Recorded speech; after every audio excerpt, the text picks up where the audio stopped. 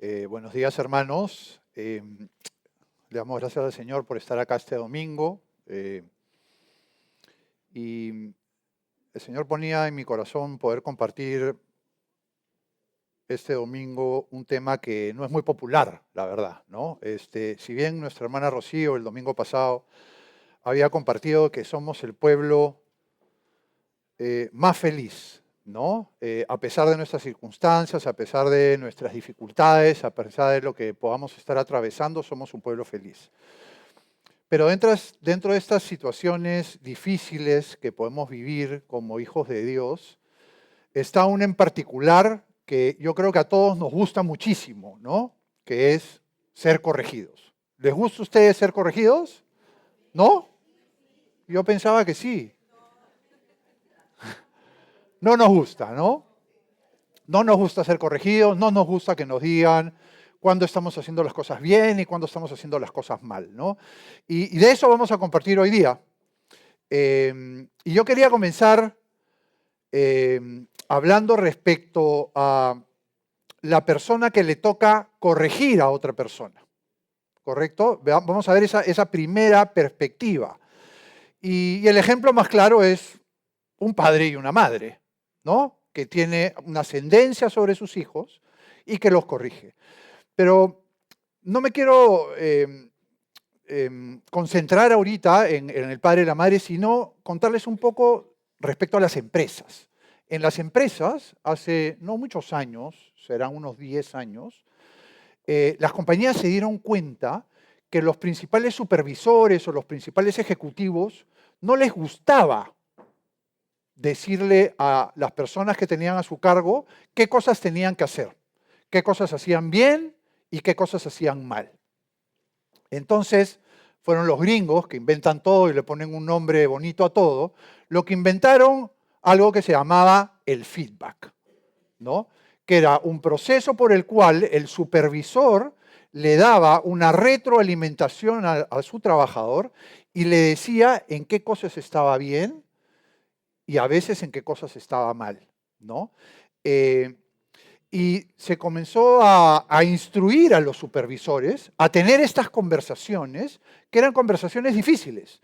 A nadie les gusta estar teniendo estas conversaciones incisivas donde te dicen, oye, en esta situación tú has hecho esto mal, has actuado de esta manera mal. De hecho, una de la teoría del feedback habla de que el supervisor le tiene que decir al trabajador específicamente en qué situación ha estado mal, para que el empleado no se quede con una idea gaseosa de lo que él ha hecho mal. Entonces, cuando a los principales ejecutivos y supervisores le enseñaron a dar retroalimentación, le dijeron, tú tienes que hablar de situaciones específicas. En esta situación, con este cliente, actuaste de esta manera y esta manera no es la forma correcta de hacerlo. La forma correcta es de esta forma. Entonces, en las compañías se dieron cuenta de que no queríamos tener este tipo de conversaciones difíciles, ¿no? No queríamos porque son incómodas, porque tienes que prepararlas, porque tienes que pensarlas, pero que tienen un objetivo. Las compañías se dieron cuenta que teniendo estas conversaciones difíciles, los empleados mejoraban. Los empleados tenían un cambio de comportamiento, ¿no? Que era lo que las empresas buscaban en sus empleados. Bueno, lo mismo pasa con los padres. Los padres tenemos una responsabilidad de corregir a nuestros hijos, ¿no? ¿Y cuál es la mejor forma de corregir a nuestros hijos? Es hablar con ellos y decirle, estos son los parámetros que tú te puedes mover. Si tú te sales de estos parámetros, va a haber una corrección y una consecuencia, ¿no? Y esa es la forma de hacerlo. Pero la verdad es que hay muchos padres que no les gusta corregir a sus hijos. Ahora hay una tendencia muy libre, ¿no? de dejar que sus hijos prueben y exploren y que se equivoquen. eh, y, y hay muchos padres que no les gusta corregir a sus hijos. Y cuando los quiere corregir, ya más tarde, es muy tarde. Es muy tarde, ¿no? Entonces hemos hablado de las empresas, hemos hablado de las familias, de los padres, la posición como padre para corregir un hijo es una posición firme, pero es una posición que busca ¿qué? ¿Qué creen que busca un padre a la hora de corregir a sus hijos? Que mejoren, ¿no? Que cambien su comportamiento. Bueno, Dios con sus hijos es igual. Dios busca que nosotros seamos perfeccionados. Él nos da mandamientos, nos da preceptos, nos da estatutos, nos da un marco para que nosotros como hijos de Dios nos podamos conducir. Nos habla de las cosas buenas y de las cosas malas. Y, y muchas veces nosotros, con nuestra forma de ser, con lo que se llama el libre albedrío, nosotros tomamos ciertas decisiones individuales que nos salimos de esos parámetros. Y ahí es donde Dios, con su sabiduría espiritual, nos corrige y nos llama la atención, ¿no? Y eso es lo que vamos a compartir el día de hoy. Vamos a tratar de entender cuál es la razón de esa corrección o esa disciplina en nuestras vidas, de cómo vivirla, de cómo atravesar ese proceso de llamada de atención. Vamos a comenzar con la historia de Job. Job es un personaje de la Biblia que le pasaron muchísimas cosas malas, ¿no? Si pudiésemos enumerar las cosas malas que le pasaron cosas malas en casi todos los aspectos de su vida, ¿no? Él pierde a sus hijos mueren, él pierde su ganado, pierde sus siervos, pierde sus riquezas personales, inclusive su salud personal es afectada fuertemente. Incluso su esposa lo invita a maldecir a Dios. Era un hombre que le pasó muchas cosas malas en varios aspectos de su vida, ¿no? En el aspecto familiar, de sus hijos, los que son padres, sabrán que una de las cosas más difíciles para un padre es cuando un hijo nuestro sufre o pasa una situación difícil o eventualmente fallece, ¿no? Todas estas cosas le había pasado a Job. Y Job 5:17 dice, he aquí, bienaventurado es el hombre a quien Dios castiga. Por tanto, no menosprecies la corrección del Todopoderoso. O sea, este hombre que había vivido todo eso, nos dice, oye, bienaventurado es el hombre, feliz es el hombre que recibe un castigo. Y no hay que menospreciar ese castigo, no hay que tomarlo por menos, no hay que dejar de darle importancia. Y la pregunta es, ¿qué quiere el Señor? ¿Cómo debemos manejar esa corrección? ¿Cómo debemos manejar esa instrucción? ¿Qué actitud debemos tener para enfrentar o para vivir esa corrección? El proverbio nos dice, no menosprecies, hijo mío, el castigo de Jehová, ni te fatigues de su corrección. Tenemos que entender la naturaleza del castigo. Y la naturaleza del castigo, hermanos, es pedagógica. Dios nos quiere enseñar algo, nos quiere mostrar algo que en nuestra vida está mal. Lo que pasa es que la naturaleza humana no nos gusta ser corregidos, no nos gusta que nos digan, oye, te has equivocado. Y ahí nos juega en contra la edad, por ejemplo, ¿no? Mientras más grande eres, mientras más años tienes, naturales e incluso en el Señor, es más difícil que tú asumas esa corrección, ¿no? Pareciera incluso paradójico, ¿no? Y veamos cómo enseña Cristo en su palabra. Él enseña con autoridad, con decisión. enseña con su propio testimonio y eso es algo que nos confronta a nosotros los padres. ¿Cómo podemos nosotros como padres corregir a nuestros hijos si no damos un buen testimonio? ¿No? Tu hijo chico, 5, 7, 10 años, sí, va a escuchar tu corrección, pero después cuando tenga 14, 15, 16, 17, 20, 25, 30, ¿qué va a decir? Oye, pero si mi papá hace eso y me dice lo otro. Y ese es, como padres y madres, el punto donde esa corrección nos confronta en nuestro testimonio, ¿no?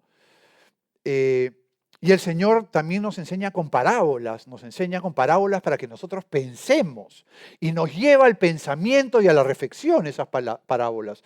Las parábolas no te dicen qué hacer directamente, te hacen pensar, ¿no? No debemos menospreciar y no debemos dejar de dar importancia a las correcciones, por más mínimas que sean. Debemos prestar atención a ellas. Y no las veas con resentimiento, que es lo que muchas veces pasa. Oye, ¿por qué a mí? ¿Por qué a mí me vas a corregir? Yo iba a compartir esta mañana de la corrección y quiero decirles que nadie, ninguno de nosotros está libre de la corrección. Ahora, que yo estaba preparando la palabra en un Starbucks a las 9 de la mañana, y llega un mensaje de una hermana con mucho amor y con mucho cariño y me dice, hermano, dentro de las instrucciones para dar una palabra te piden que tienes que tener 20 versículos, ¿no? Y yo estaba estudiando sobre la corrección, ¿no? Y entonces al toque, y la hermana me mandó cuántos versículos, entonces los conté y habían 35, ¿no? Y, y yo, lo primero que hice, la primera reacción fue, eso, pero recién me dice, ¿no? Y después dije, Señor, tú me estás diciendo algo. Yo voy a hablar de la corrección y me están corrigiendo. Y esa hermana era una mensajera de una instrucción que yo tenía que hacer cargo. Entonces automáticamente revisé, reduje, eran 35, llegué a 27, seguí estudiando la palabra y dentro de mí había algo adentro que daba vueltas y decía, no, volví a revisar, volví a reducir un poco el número y ya, me pegué bastante, 23 versículos de los 20.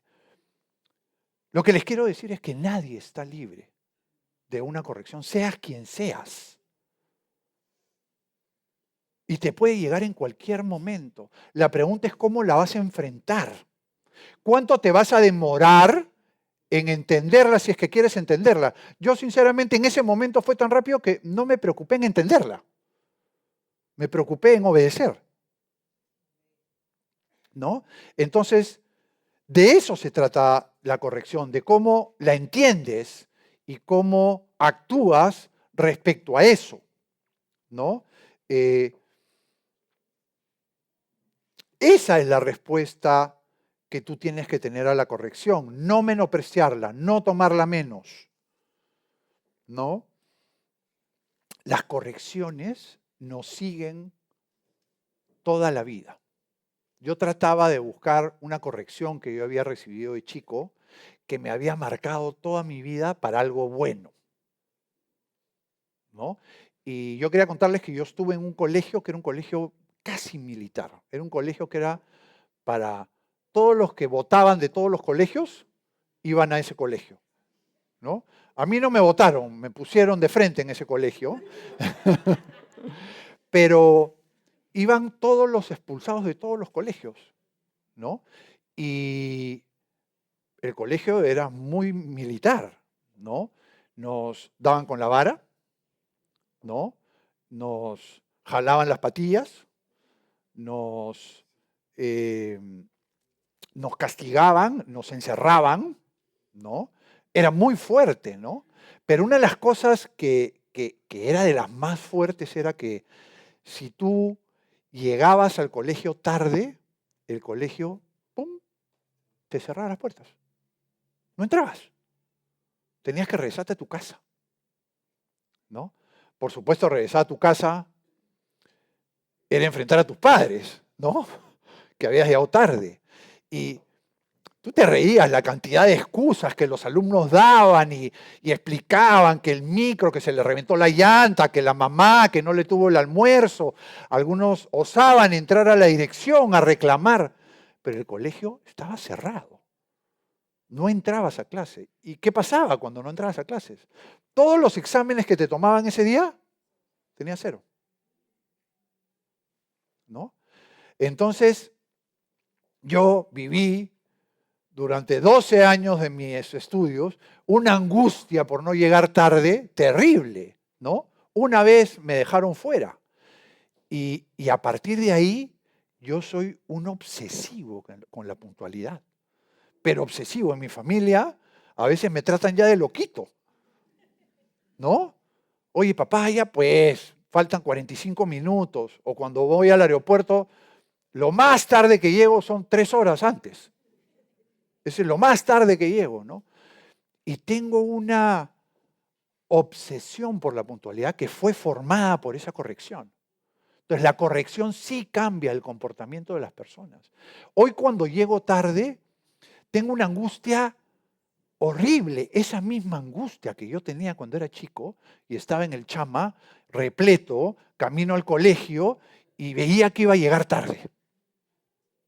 Esa misma sensación a veces tengo. Entonces la corrección sí sirve. Y muchas veces la entendemos muchos años después también. Podría pasar, ¿no?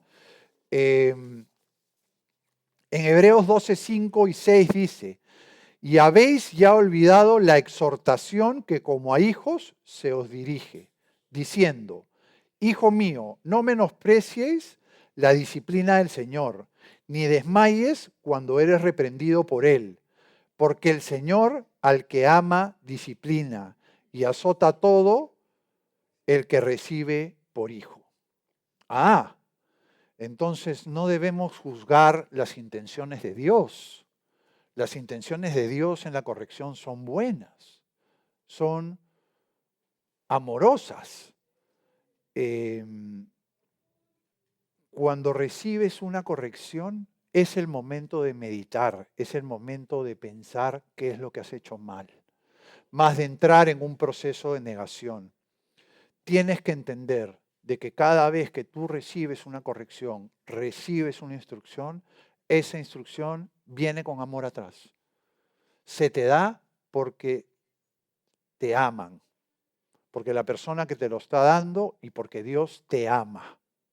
Cuando un padre corrige a un hijo, lo hace con amor, ¿no? Y te dice que no te fatigues. Dios te va a dar el esfuerzo. Dice que Dios da el esfuerzo al cansado y multiplica las fuerzas al que no tiene ninguna. Dios te va a dar las fuerzas para pasar esa corrección. Pero primero tenemos que entender esa corrección. ¿Por qué nos la está dando? Y el problema es que normalmente vivimos un proceso de negación. No queremos esa corrección, no queremos entenderla. Nos molestamos con Dios, nos molestamos con ese líder que te puede haber llamado a corrección, o nos molestamos con nuestros padres porque nos corrigen. Pero Dios te dice, no te canses. Y yo te digo ahora, esta mañana, si tú estás atravesando un momento difícil, si tú estás atravesando un momento de corrección, que quieres entender o que no quieres entender, o que lo estás negando y no lo aceptas, y estás atravesando una situación difícil, Dios te dice esta mañana que Él va a estar contigo, que Él te va a acompañar en esta situación difícil. Tenemos que tener la certeza de que Dios quiere corregirnos para cambiar nuestro comportamiento, para que haya un cambio en nuestras vidas. En la palabra nos dice, en Proverbios 9, dejad la simpleza y vivid, y andad por el camino de la inteligencia. El que corrige al escarnecedor se acarrea afrenta. El que reprende al impío se atrae mancha. No reprendas al escarnecedor para que no te aborrezca. Corrige al sabio y te amará.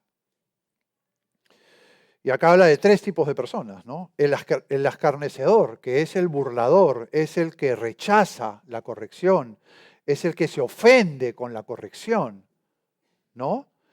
Y habla del impío, que es el que vive sin Dios, ¿no?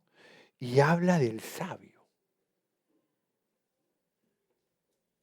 Corrige al sabio y él te amará. Pero tú me dirás, qué difícil es que alguien me corrija a mí y que yo lo ame. Pasa por entender primero por qué te están corrigiendo a ti y que te están corrigiendo con amor. Dios te ama. ¿Alguna vez has conocido un amor tan grande como el amor que Cristo tiene por ti? ¿Has conocido a alguien en tu vida, incluso tu padre, tu madre, tu esposo, tu esposa, tus hermanos, tus propios hijos, que te hayan amado con el amor que Cristo te ama? Yo no. Yo no. Entonces, ¿cómo puedo llegar a la conclusión de que cuando Dios me corrige, no me corrige con amor?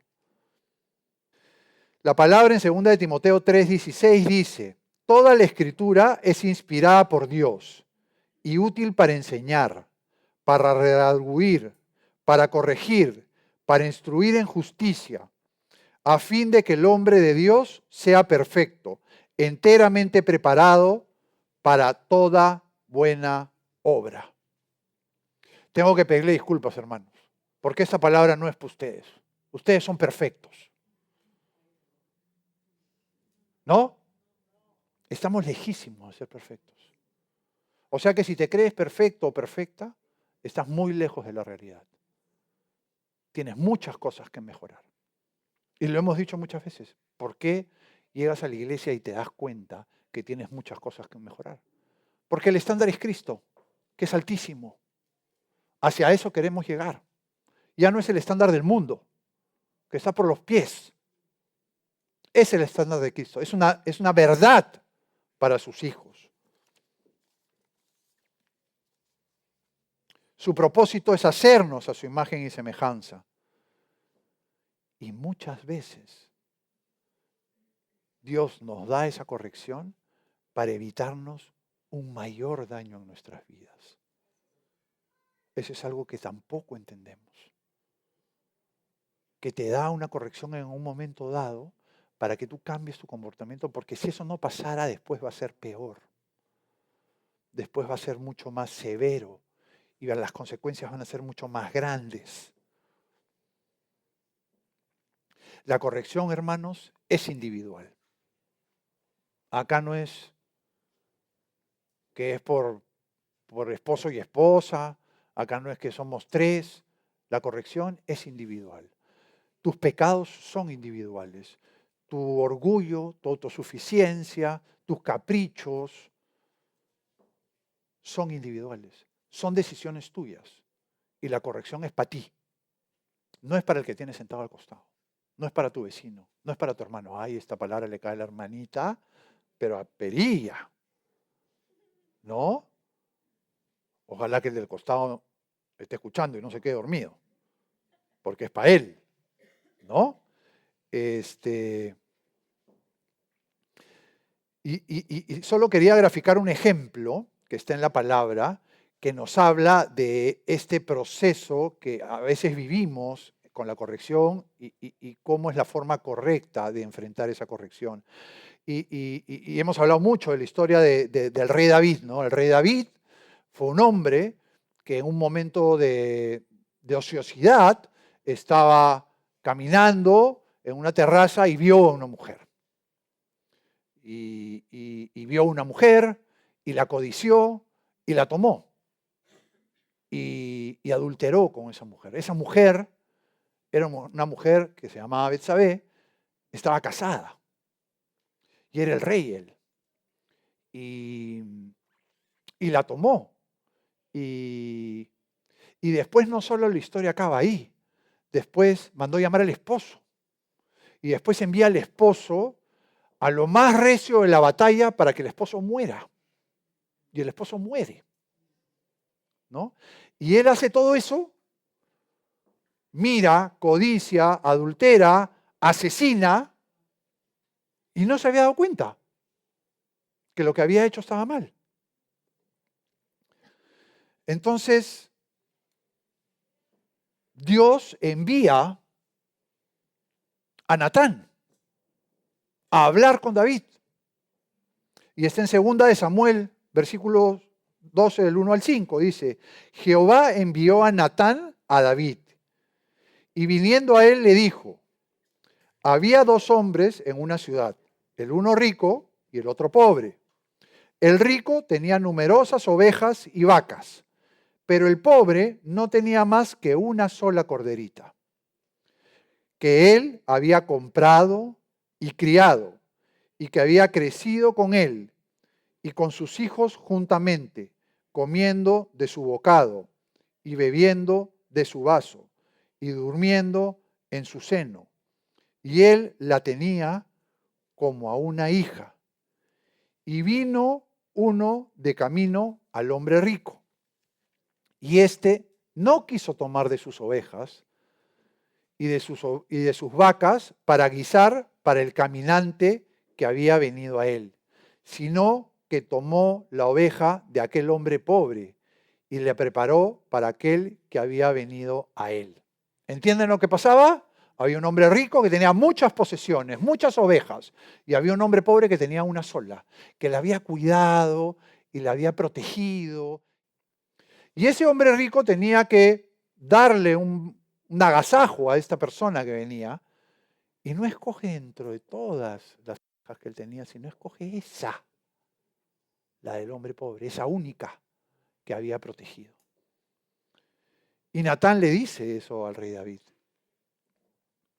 Y David escucha la historia. ¿Y saben cuál fue la reacción de David inicial? Dice, entonces se encendió el furor de David en gran manera contra aquel hombre.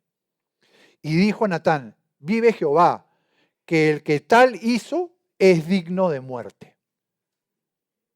¿No? Entonces cuando a David le cuentan esto, David dice, hay que juzgar a ese hombre rico, porque hizo eso. Y a veces cuando viene la corrección a nosotros, también reaccionamos así en una primera instancia, ¿no? Uy, es que la culpa es de tal persona, la culpa es de tal circunstancia. Yo actué así porque vivía esta circunstancia, ¿no? Pero miren qué sabio Natán y qué sabio Cristo, porque la palabra dice que el justo me castigue será un favor y que me reprenda será un excelente bálsamo, que no me herirá la cabeza, pero mi oración será continuamente contra las maldades de aquellos. La palabra te dice que es un favor que el justo te corrija o que Dios te corrija. Entonces tenemos a David que dice, hay que tomar justicia contra ese hombre. ¿Y qué le dice Natán? Le dice, entonces dijo Natán a David, tú eres aquel hombre. Así ha dicho Jehová, Dios del rey. Yo te ungí por rey sobre Israel y te libré de la mano de Saúl y te di casa de tu señor y las mujeres de tu señor en tu seno. Además te di casa de Israel y de Judá. Y si todo esto fuera poco, te habría añadido mucho más. ¿Por qué, pues, tuviste en poco la palabra de Jehová, haciendo lo malo delante de sus ojos? O sea, Natán le dijo a David, de este hombre que estoy hablando eres tú. Tú eres el que has actuado de esta forma. Y ahora David era el rey. Tenía muchas posesiones, tenía poder, ¿no? Podía hacer y deshacer. Creo que mucho más que nosotros. Creo que mucho más que nosotros, la verdad. Entonces la pregunta es, ¿cómo vamos a reaccionar nosotros cuando somos llamados a una corrección. Nos creemos muy autosuficientes, nos creemos muy sabios, nos creemos que tenemos una buena posición y que no nos pueden corregir y que no nos pueden llamar la atención. Natán encaró al rey. El rey podía haberlo mandado a ahorcar. Natán fue firme y lo instruyó con la palabra. Pero ¿qué hizo David? Y acá, más allá de la primera reacción de no entendimiento o negación, vemos lo que dice David. Entonces dijo David a Natán, porque contra Jehová pequé contra Jehová. Y Natán le dijo a David, también Jehová ha redimido tu pecado, no morirás. Mas por cuanto con este asunto hiciste blasfemar a los enemigos de Jehová, el hijo que te ha nacido ciertamente morirá.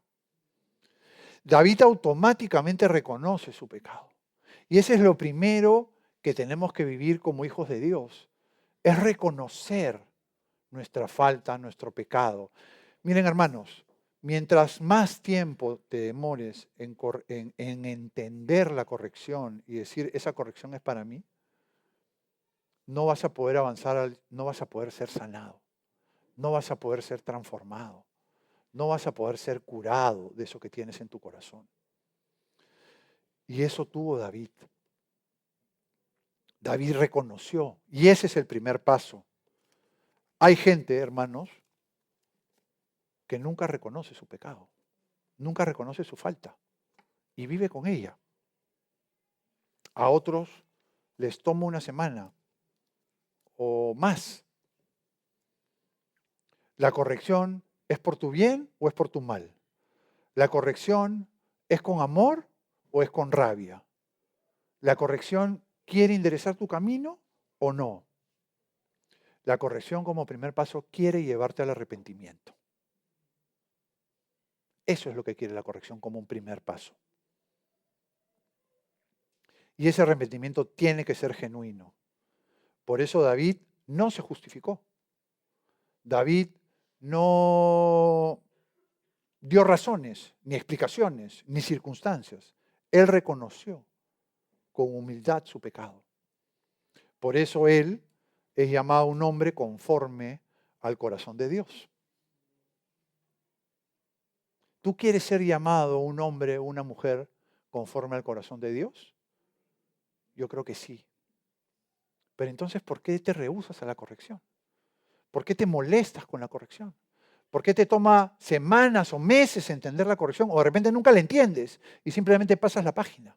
¿Por qué?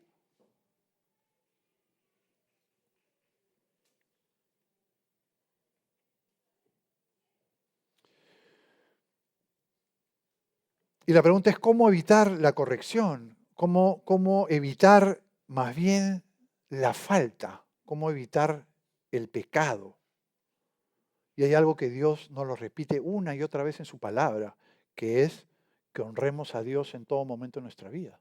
Si tú realmente honras a Dios en todo momento de nuestra vida y no te gusta que te corrijan, lo más probable es que no haya de qué corregirte. Pero el problema es que no honramos a Dios con todo lo que tenemos. Honra a Jehová con tus bienes y con las primicias de todos tus frutos, y serán llenos tus graneros con abundancia, y tus lagares rebosarán de mosto.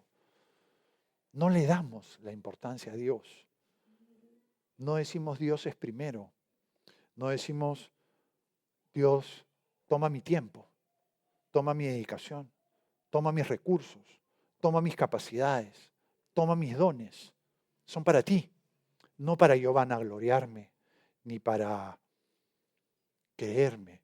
Por eso, hermanos, el servicio es casi la cúspide de la dedicación, de lo poco que nosotros le podemos dar a Dios. Es la cúspide. Y muchas veces no le damos la importancia. Y yo quiero hablarte a ti, hermano, esta mañana. A ti, hermano, que de repente has sido corregido y que no has prestado atención a la corrección. Y no le has dado importancia. O te has hecho el loco. Yo te quiero decir a ti, hermano, que llegaste tarde a tu servicio y que no avisaste y que pensaste que nadie se daría cuenta y que no lo tomaste por importante. Y cuando te dijeron, no te importó. Yo te quiero hablar a ti, hermano, que faltaste al servicio, que simplemente no viniste. O te quiero hablar a ti, que haces las cosas a tu manera, de tu forma. No te interesa las instrucciones que te da el Señor. Las haces como a ti te da la gana. O te quiero hablar a ti, hermano, que cuestionas las decisiones de nuestra congregación.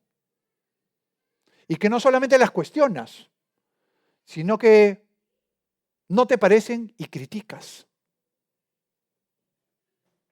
Te quiero hablar a ti, hermano, que hablas mal de la gente y de los líderes y que te crees perfecto.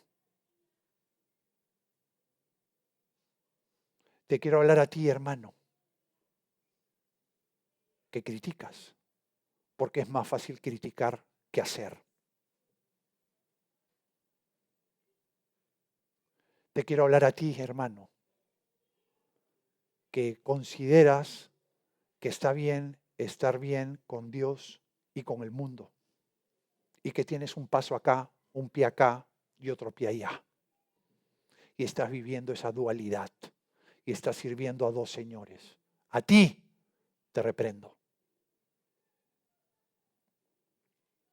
A ti que te quedas dormido en el servicio y que te lo han dicho 10 veces y sigues viniendo a tomar una siesta.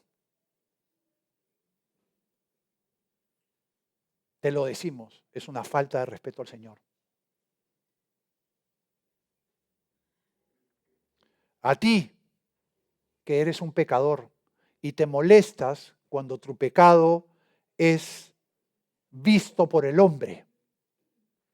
Porque a Dios no le puedes ocultar tu pecado, pero al hombre sí. Y te molestas cuando tu pecado es expuesto.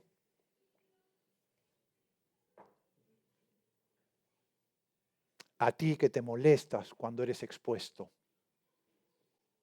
Tú tienes que arrepentirte hoy. Tienes que entender claramente que lo que haces está mal. Delante de Dios, delante de tu iglesia, delante de tu familia, está mal. Y si no le has dado importancia, porque alguien te lo dijo en una conversación, bueno, te lo están diciendo desde el púlpito hoy. Si tú has estado en esta lista o estás en esta lista, estás mal. Y tienes que cambiar.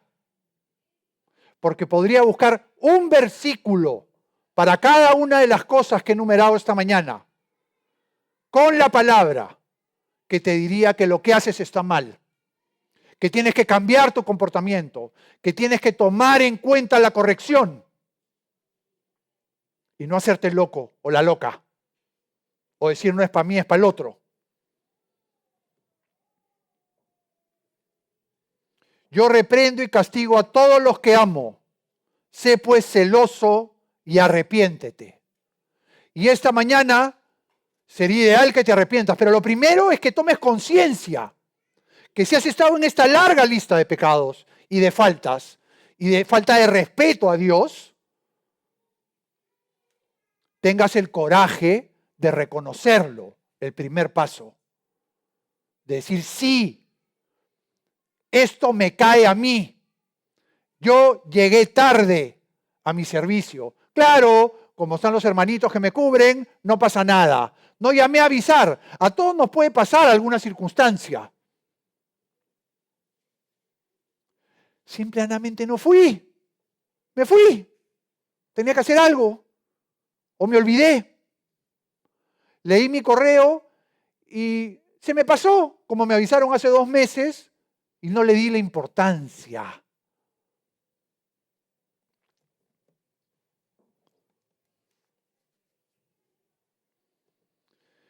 Y hemos visto un ejemplo de una corrección a David.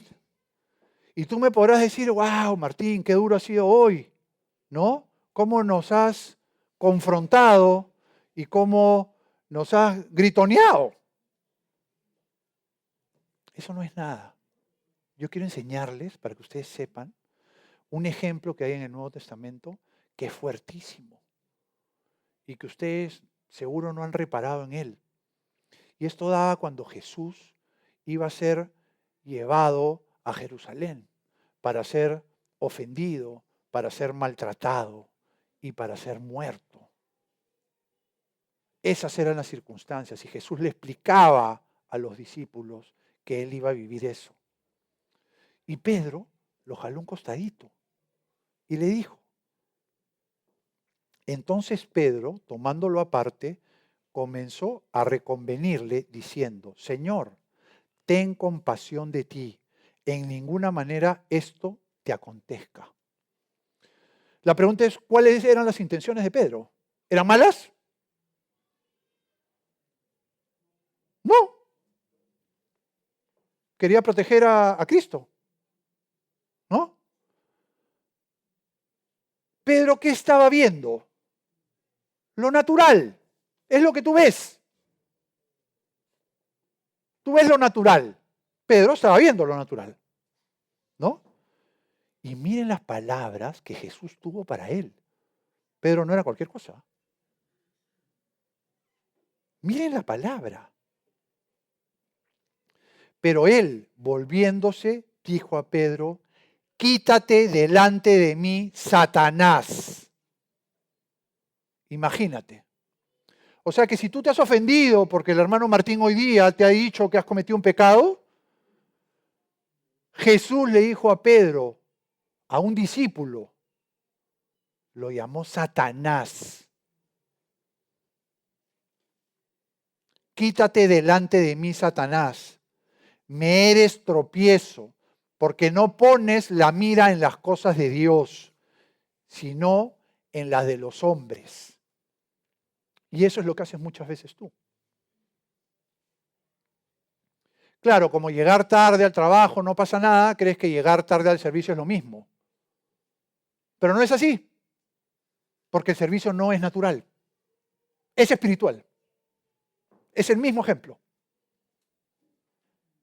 Por favor, los músicos, si pudiéramos pasar. Jesús corrige duramente a Pedro. Hermanos, imagínate que el propio Jesús te diga, Satanás, aléjate de mí, Satanás. Miren lo que Jesús hizo con Pedro. ¿Y qué pasó con Pedro?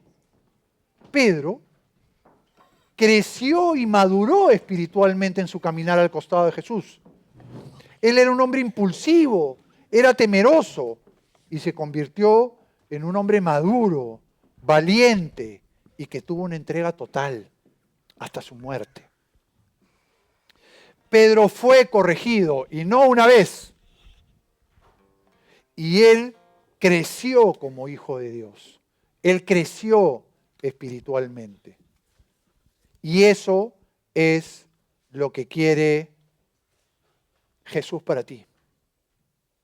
Eso es lo que quiere Dios para ti.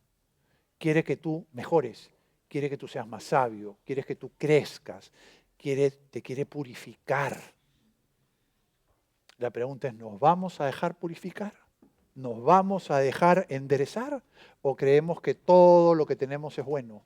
¿O nos creemos perfectos? ¿O nos creemos que nuestros errores son mínimos? Y no son importantes. Oye, faltar un servicio, no pasa nada.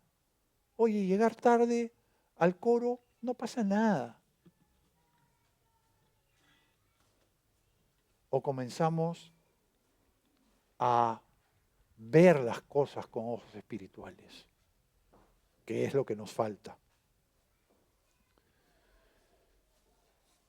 Job, que fue este hombre que pasó todo, que recibió la corrección, dijo, mas él conoce mi camino, me probará y saldré como oro.